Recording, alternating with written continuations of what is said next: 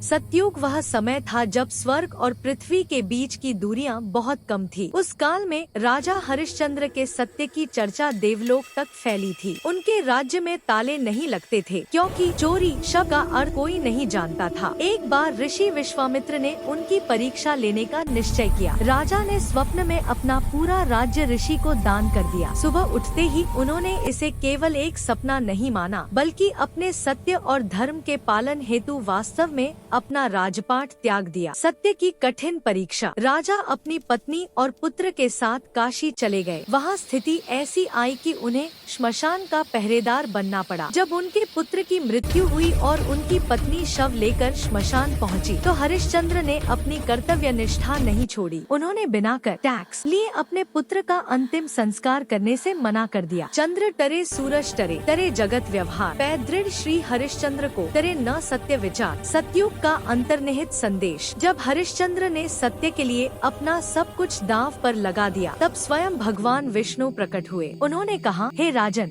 सतयुग केवल समय का नाम नहीं है, यह तुम्हारे जैसे अडिग चरित्र का नाम है। सतयुग की मुख्य बातें। न्याय। यहाँ न्याय के लिए गवाहों की नहीं, केवल अंतरात्मा की आवश्यकता होती थी। त्याग। लोग वस्तु संचय करने के बजाय दूसरों की सहायता में आनंद पाते थे। पवित्रता। वायु, जल और विचार तीनों पूरी तरह शुद्ध थे।